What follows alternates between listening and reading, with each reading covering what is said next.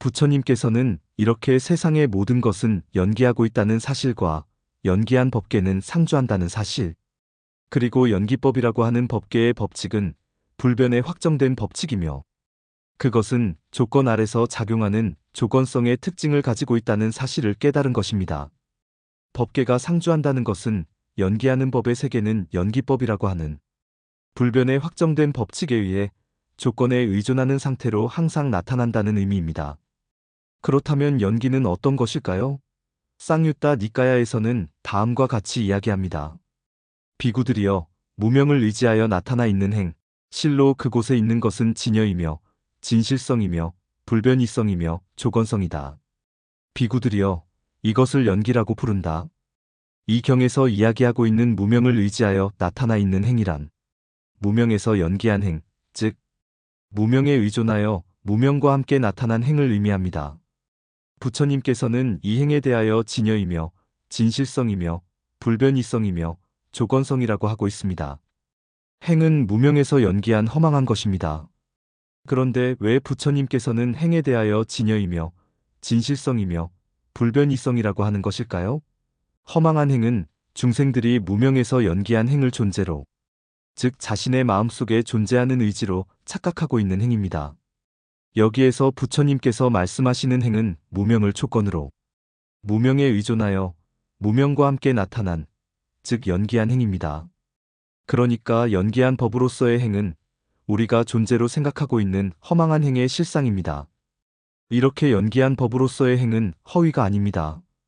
따라서 이것은 있는 그대로의 모습, 즉 진여입니다. 부처님께서는 있는 그대로의 모습을 진여라고 부릅니다. 그런데 이 경을 잘 살펴보면 부처님께서 진여라고 이야기하고 있는 것은 행 그 자체가 아닙니다. 부처님께서는 그곳에 있는 것을 진여라고 말씀하고 있습니다. 무명을 의지하여 나타나 있는 행, 그곳에 있는 것이 진여다라고 말씀하고 있는 것입니다.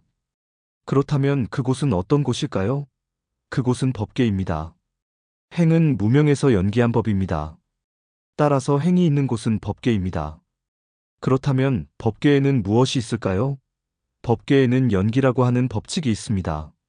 무명이 있으면 그 무명을 의지하여 행이 있고, 무명이 사라지면 의지하고 있는 것이 사라지므로 행도 사라집니다.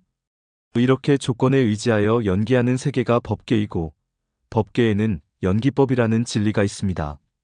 부처님께서 말씀하시는 진여는 이와 같이 법계에 상주하는 연기법라고 하는 진리를 의미합니다.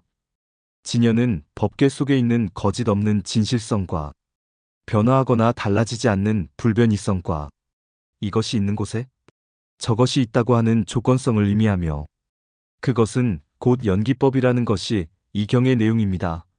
연기는 이렇게 모든 법이 연기하고 있는 법계에 진실되고 변함이 없는 같은 조건 아래서는 항상 같은 결과를 가져다주는 법칙이며 진여입니다.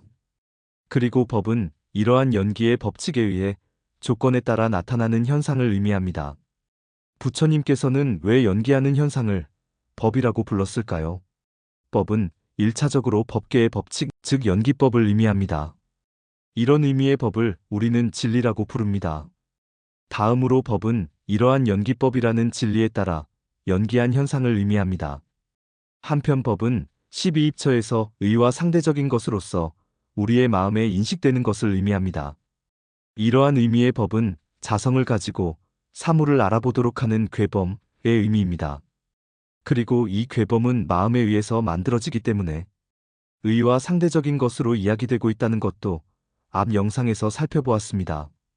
그렇다면 12입처에서 이야기하는 법과 연기한 현상을 의미하는 법에는 어떤 차이가 있을까요?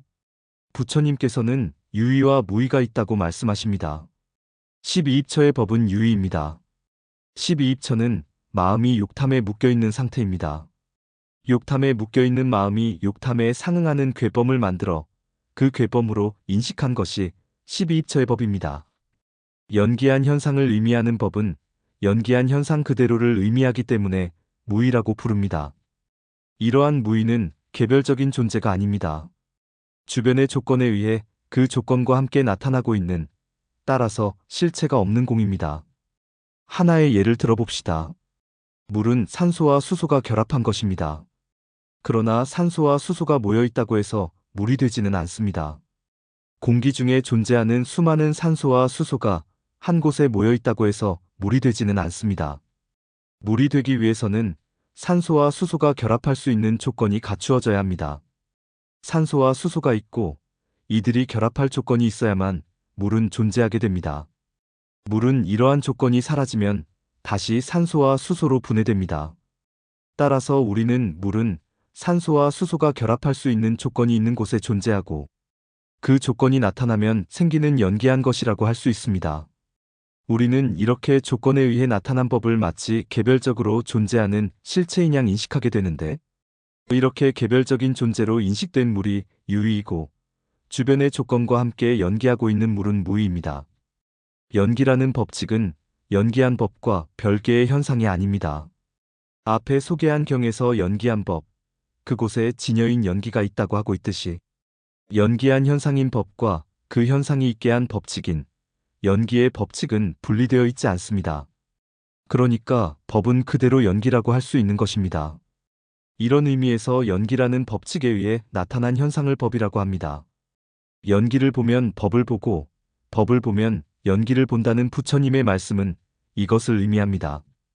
연기라는 법칙을 보게 되면 모든 현상이 그 법칙에 의해 나타나고 있다는 것을 알게 되고, 연기하고 있는 현상을 보게 되면 그 현상에 연기라는 법칙이 깃들어 있음을 알게 된다는 것입니다.